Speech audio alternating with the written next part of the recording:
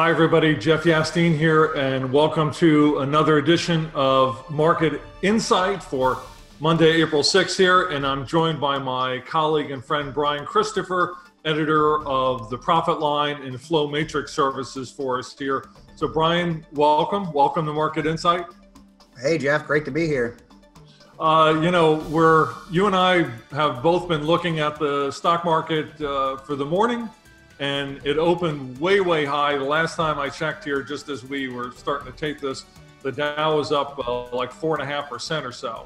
So the big question, based on your knowledge, because you've been in the markets for a long time, and then I'll tell you my opinion, but what do you think? Do you think that the market has bottomed here? Because we are starting to see some calls from like Bank of America's strategist, and I've seen some others who are saying, yes, we think that the market lows are in, even as the U.S. economy and the coronavirus struggles, the tragedy of the coronavirus is going to continue for some time here.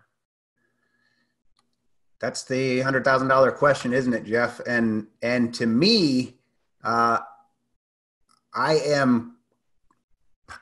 would like to say that we have bottomed, and one of the reasons that we're seeing such positivism today is that New York City may have seen a top in some of the negativity with respect to the coronavirus there. They reported their first decline in daily coronavirus deaths on Sunday. There was some other positive news coming out of there, but not just New York City. We also had New Jersey had positive numbers, as well as over there in Italy, also Spain and France. So there's great reasons for positivism. My thing is, this is a health event. We don't know that this health event is done spreading. And I would say, especially in the US, I would love to tell you that it is, but I'm not a doctor. I don't know. The market has certainly factored in a lot of negativity with prices in these days. And I would like to see more positive news on the health side before I say that we have definitely bottomed. Yeah, I guess I would take a similar attitude. Now, I have to tell you, last week I was telling my subscribers who pay for my service that I had expected more of a muddle-through economy. Last week, I was basically expecting that perhaps this week we might actually fall to lower lows. The fact that we haven't done that and the market is up so much, as you have noted, is a good sign. I think what this does, though, is at least helps keep the market above those lows that we saw in the middle of March or so. And the longer we can stay above those lows, the more time that the economy and health officials have for getting the better of the coronavirus situation and seeing all that improve. And we can also have companies and others begin to look forward to reopening. So this is definitely based on optimism. If you're at home and you're wondering, well, what does that mean? Should I be buying stocks here? I would say yes. But I would say that with the understanding that you may not get immediate feedback on a lot of stocks. You may buy one today, and it doesn't necessarily mean it's going to be up tomorrow. We could be down 3% tomorrow. But frankly, if we just go sideways for a little while, I think that will be very, very helpful. It buys time for the country to get through this situation. And once that happens, along with all the massive stimulus that's coming, I think you can make a case for the market being higher, 6 months from now, certainly 12 and 18 months from now. I do not buy into the predictions of others where we're going to see, much lower lows and an extended, recession. I just don't see that at this point. I don't think this thing has lasted long enough to go that route. I mean, what do you think, Brian? On the same side as what you're saying in terms of not seeing lower lows, I agree with that. I also think the concept of a V-shaped recovery, to me, was not just unrealistic, but something that we shouldn't even hope for. I mean, this downturn was really induced by a virus as well as these oil worries, but it was really 11 years in the making.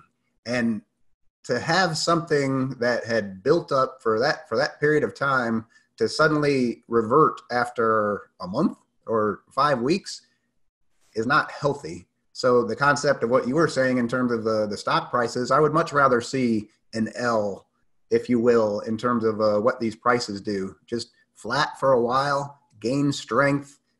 We will have more positive, large economic reasons to be positive in the future, and then we can see stocks zoom higher. So accumulating here, not a bad idea at all. Not a bad idea at all, especially for the for well-priced names. One thing I want to do, Brian, here is put up a chart, and it's from the Institute for Health Metrics and Evaluation, which is based at the University of Washington. And this is the chart and the data that the White House and many in the market are looking at. And basically, this chart, it's looking at both the amount of hospital resources in terms of beds and ICU beds that are needed to care for the growing numbers of COVID-19 patients out there, as well as the death rate. And what it's showing is that based on the present data and the amount of suppression, and social distancing going on, that we'll see the peak somewhere around April 15th. Now, obviously, it's a moving target for these sorts of things, these projections. It could fall faster or it could fall later than that. But I think that this chart is also showing a degree of optimism. And this is what the market does. The market goes out and anticipates future events, good or bad. And in this case, we're starting to see, I think, more of a relief rally. So if you're buying a stock out here, it's a good time to buy. There's a lot of great values out there, but just remember that, you need to take a somewhat longer view on these things. We're not going to go straight up. I agree with you, Brian. We're not going to see a V-shaped recovery. It's more, I think, a W or a broad L-shaped recovery, I guess would be the best way to put it. And I think, Jeff, as humans, we also have to be patient. This is great news, but there isn't a reason for you to go down to your local bar. Not that it's probably open, but go to your local bar, have beers, and hug and kiss a bunch of strangers. We still need to be realistic. We still need to shelter. We still need to let this thing continue to work, because otherwise it'll just ramp up again. Brian, let's talk about stock valuations here, because that's the other element of this. Presuming the economy comes back at a fairly steady pace as things get going again, whether it's a month from now or 2 months from now, valuations, I think, are going to play a big role here. It's interesting to note how, Amazon, Facebook, Google, the sort of usual suspects that led the rally for years before, they haven't really fallen all that much because they are such big companies. They have a lot of cash. They can ride out any downturn. What do you think, where would be the key sectors in your view to look at for buying, again, not for next week or next month, but 6 months, a year, 2 years from now? Where would you look to buy? For a slightly longer time frame, I first want to look at the stocks that have fallen the most. I mean, and we know what those are. Those are the casino operators, the Penn National Gaming and MGM, that both fell more than 70%. Citigroup even fell 55%. Their market cap went from 165 billion to 74. Of course, Boeing has also had its issues. It fell almost 70% from February 19th to March 23rd. So I want to start there, and then I want to dig into those balance sheets and see if they are healthy, if they can continue to pay their dividends. If they can't, which the market has already factored in for several of these companies, then since it's already priced in, it may well be okay. But their expected growth trajectory, it's a tough word, from where they are right now is stratospheric. So that's, for me, those are a great places to start. Just look for the stocks that are the most hated. I would add to that, broadly speaking, small caps. Those have fallen, bigger or larger to a larger degree than the overall market. I would look at energy. The old saying about the best cure for low oil prices is low oil prices. Yes. And sometimes it takes a long time or longer than you'd like for those things to work out.